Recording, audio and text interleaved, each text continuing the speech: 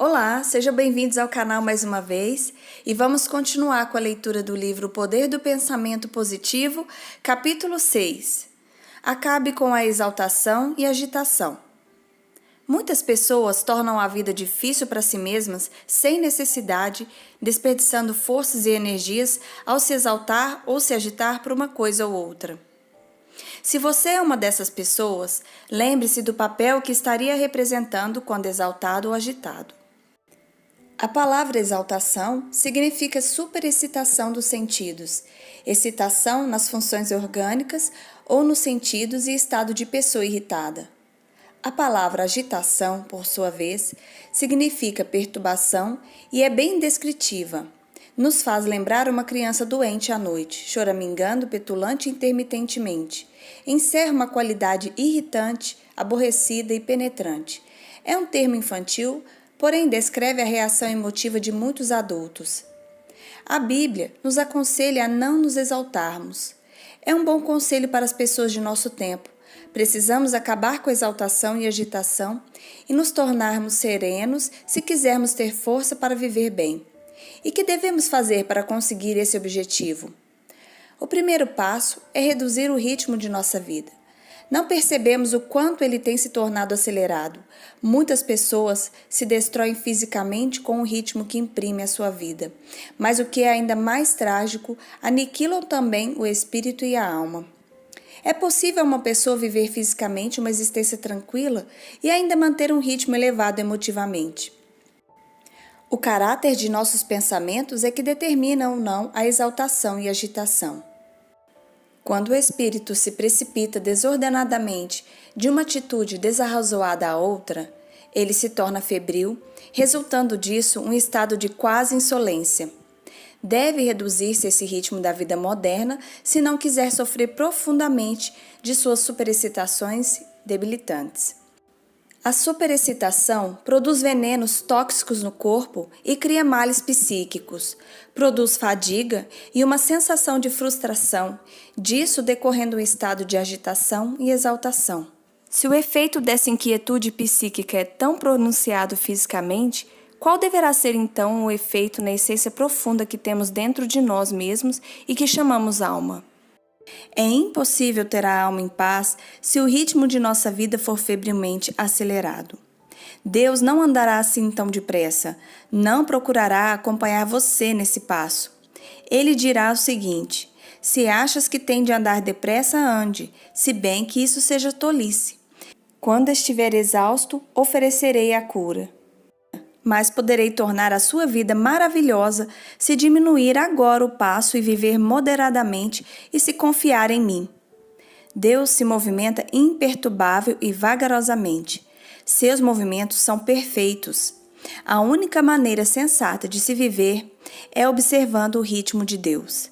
Ele faz todas as coisas bem feitas e as faz sem pressa.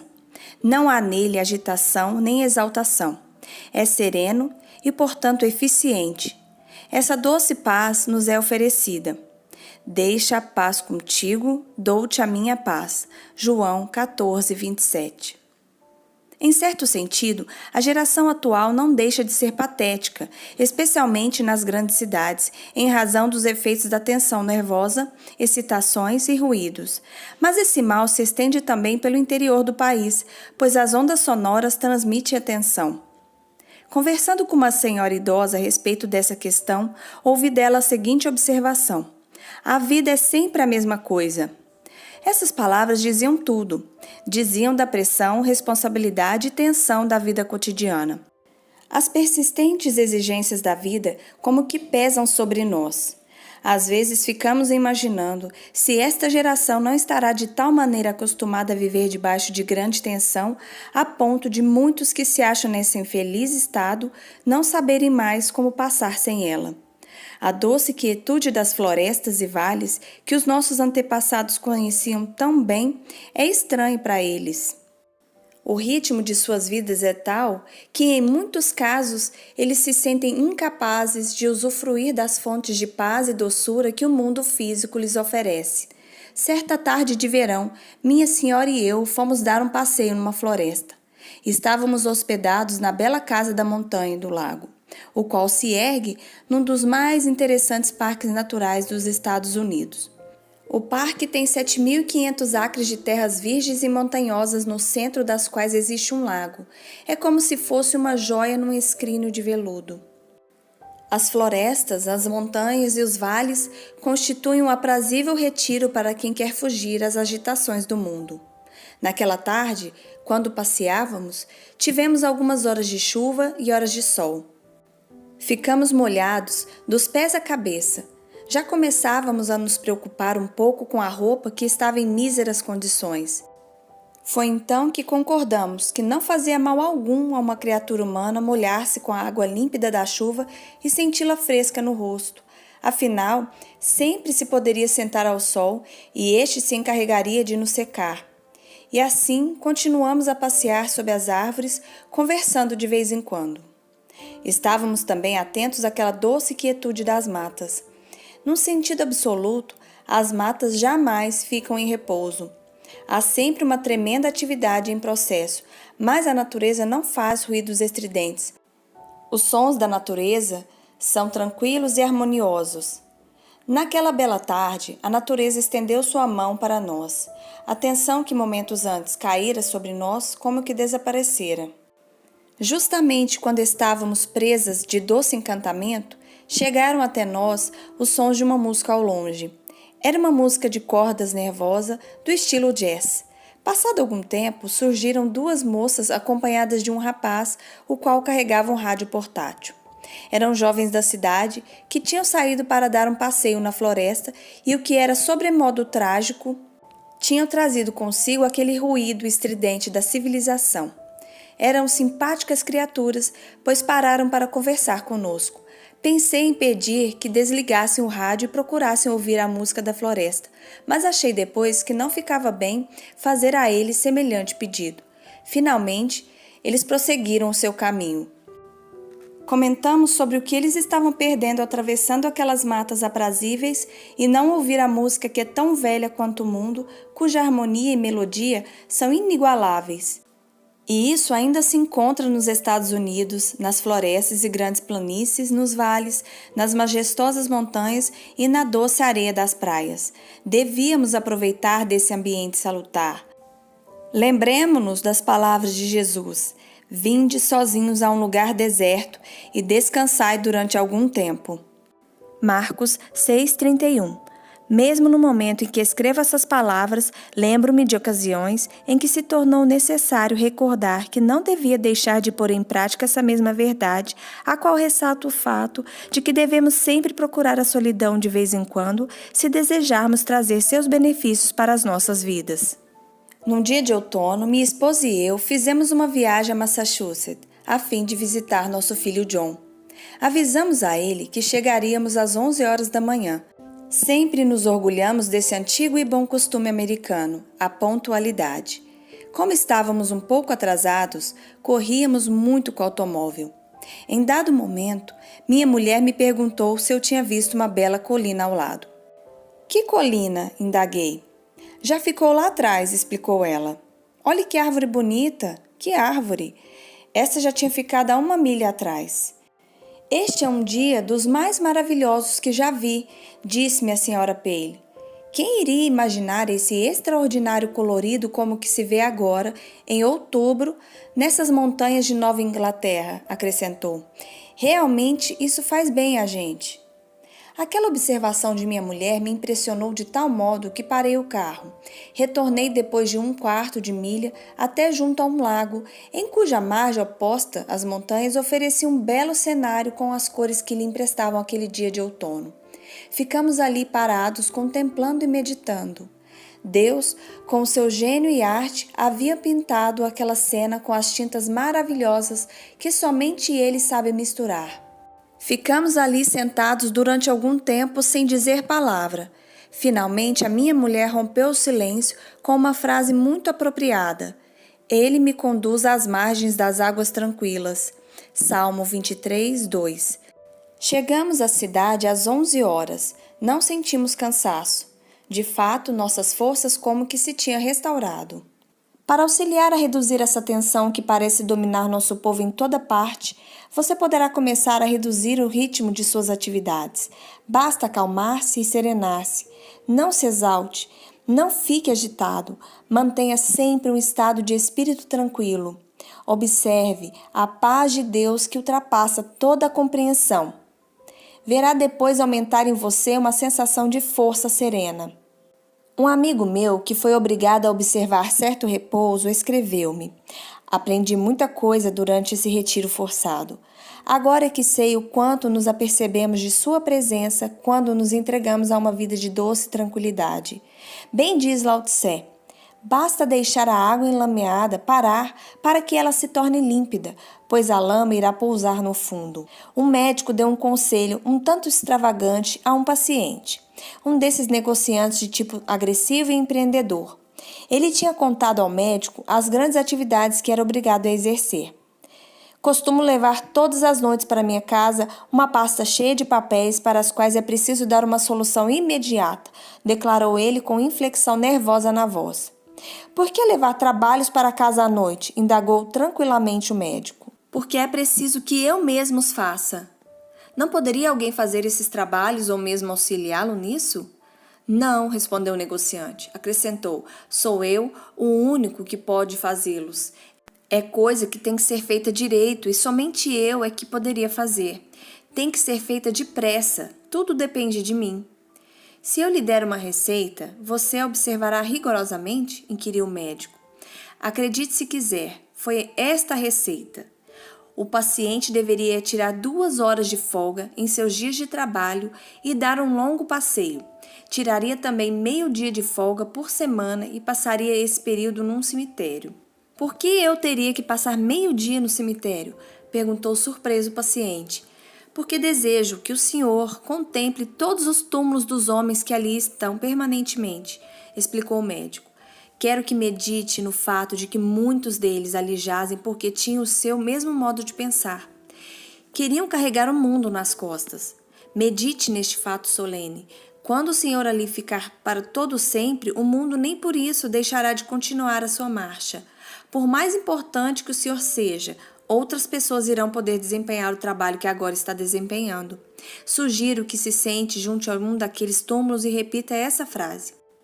1 milênio que vós presenciais é apenas um dia que se esvai e como uma vigília à noite. Salmo 94. O paciente compreendeu aquela sugestão. Reduziu o ritmo de suas atividades, aprendeu a delegar a autoridade a outras pessoas. Não mais exagerou o sentido exato de sua própria importância. Acabou com a sua agitação e exaltação. Tornou-se sereno. Um preeminente fabricante se via constantemente presa de tensão. De fato, seu estado de espírito era, por assim dizer, trêmulo. Como ele se descrevia, saltava da cama logo cedo e imediatamente se desdobrava em atividades. Era tal a sua pressa que na sua primeira refeição tomava ovos quentes porque estes desciam mais rápidos para o estômago. Toda esta correria louca o deixava exausto ao meio-dia. Ia deitar todas as noites completamente esgotado. Acontece que a casa dele ficava situada em meio a conglomerado de árvores. Um dia, aos primeiros raios da manhã, impossibilitado de dormir, levantou-se e foi postar-se junto a uma janela. Prendeu-lhe a atenção um passarinho que começava a despertar de seu sono. Observou que o pássaro dorme com a cabeça enfiada debaixo da asa, com as pernas encolhidas e, ao despertar, levanta o bico, olha preguiçosamente em torno de si, estica bem uma perna, distende depois uma asa sobre ela, qual um verdadeiro leque. Recolhe depois a perna e a asa e repete o mesmo processo com a outra perna e a outra asa, quando então enfia a cabeça novamente entre as penas para tirar uma sonequinha. Levanta depois a cabeça e desta vez olha alegre para os lados, inclina, lança depois seu melodioso canto de louvor para o dia, desce depois de seu abrigo, bebe um pouco de água fria e começa então a procurar alimento para si. O meu vibrátil amigo disse então com seus botões: se é essa maneira que os pássaros se levantam assim tão preguiçosamente, por que não haveria de ser um bom método para eu começar também o dia desse modo?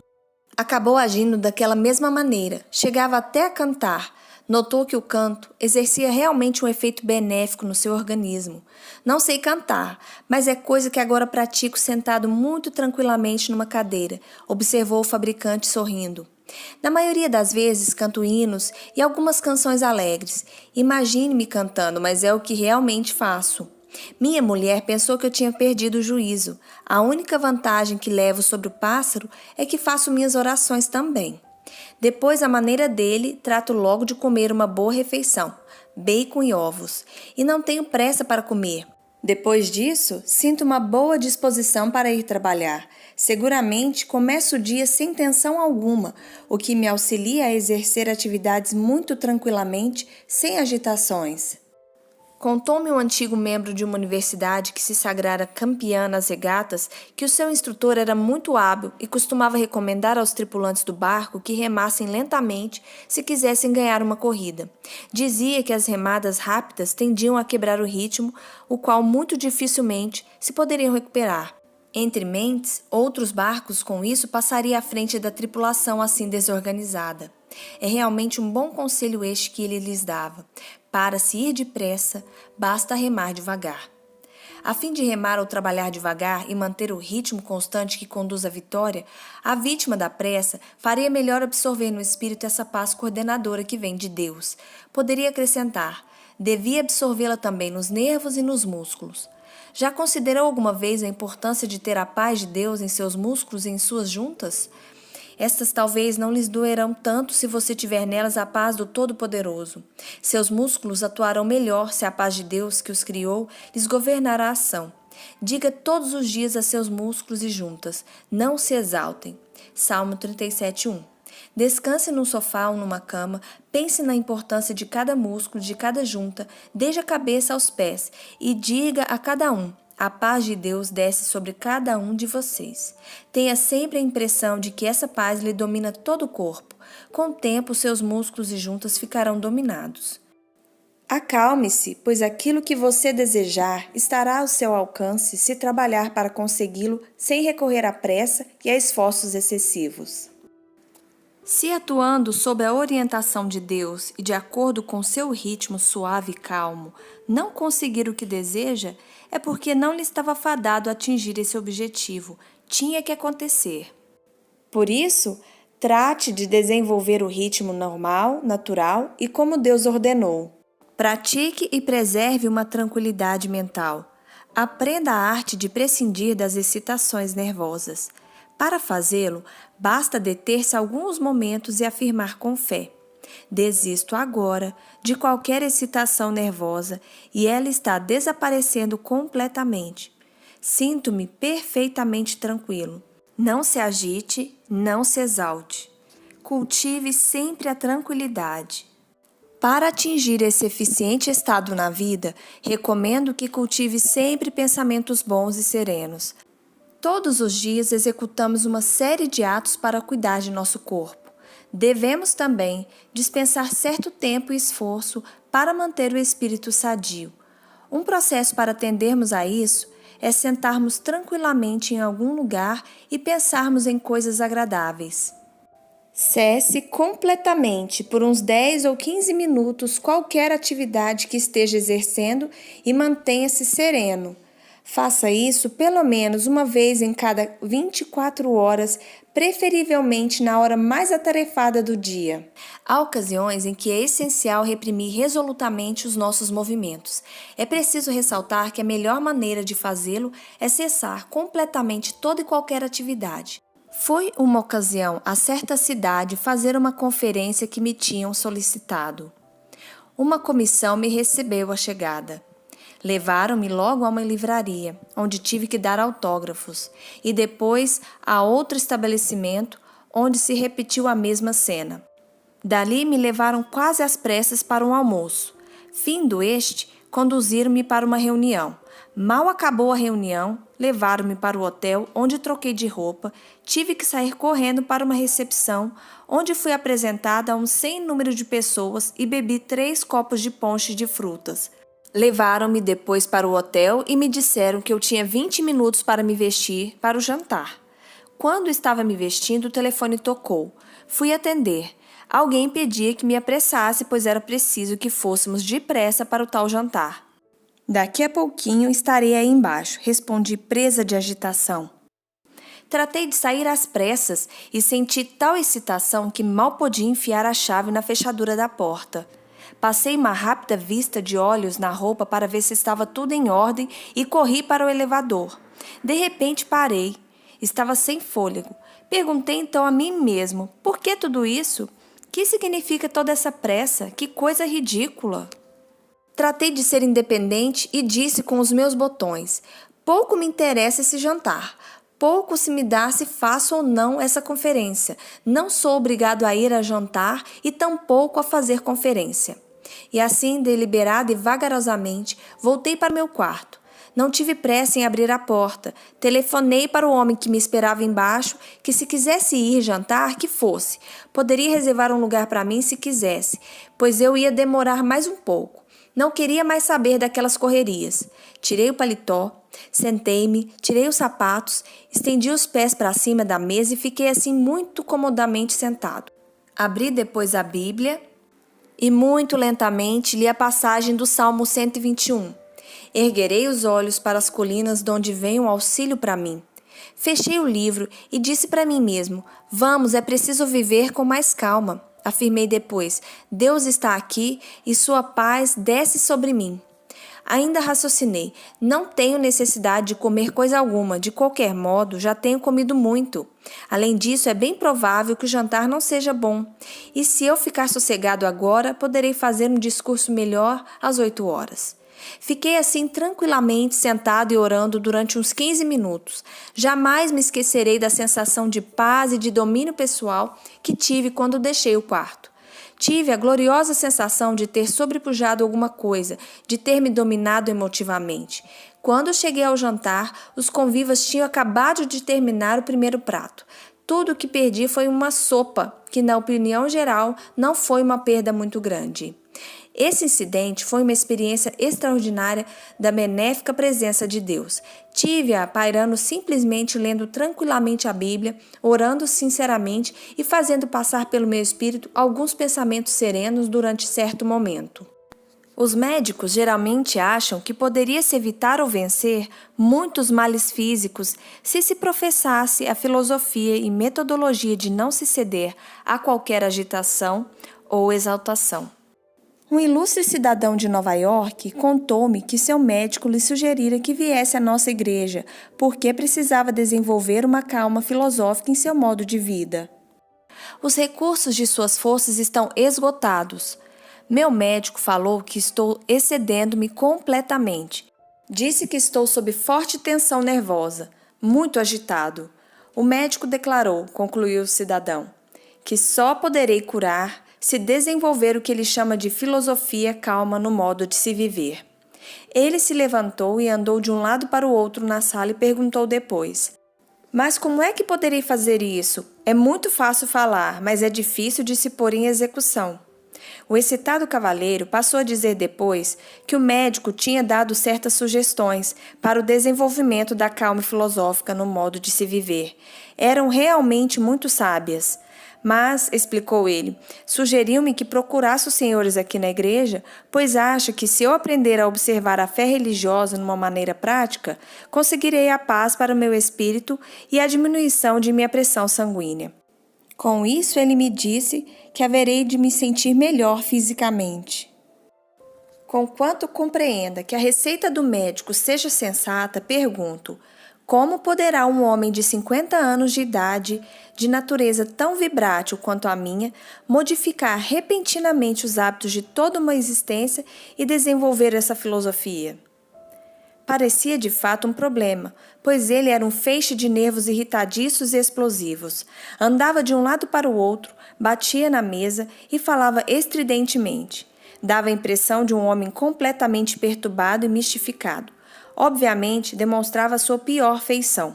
Contudo, estava revelando claramente o que lhe passava no íntimo e isso nos dava uma oportunidade para auxiliá-lo através de uma melhor compreensão.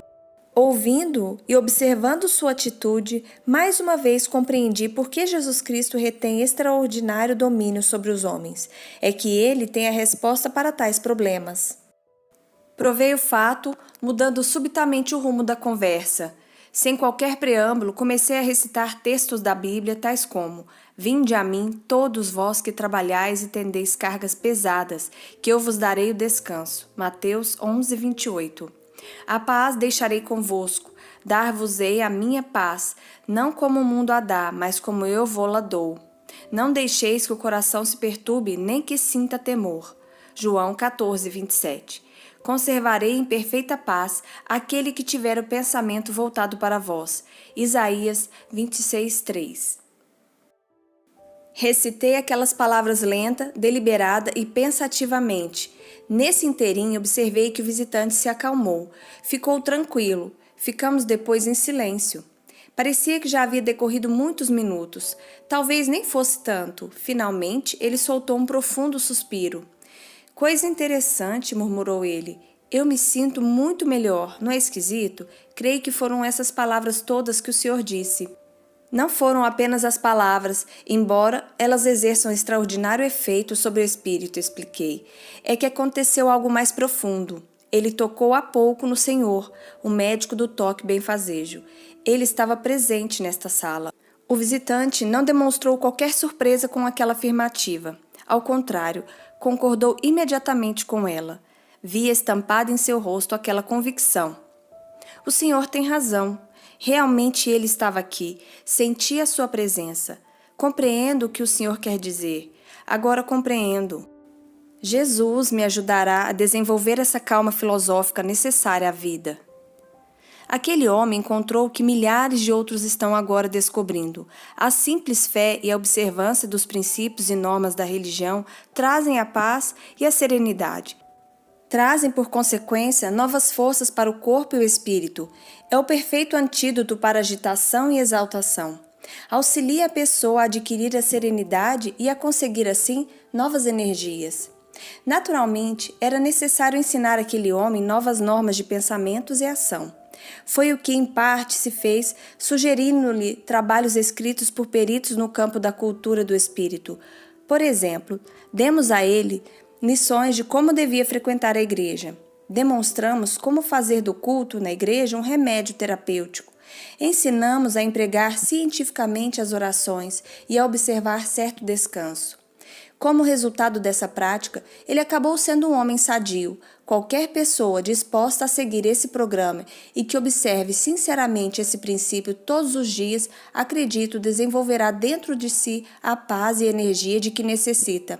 Muitas dessas normas se acham expostas neste livro. A prática diária dessas normas benéficas é de grande importância para se conseguir o domínio sobre as emoções.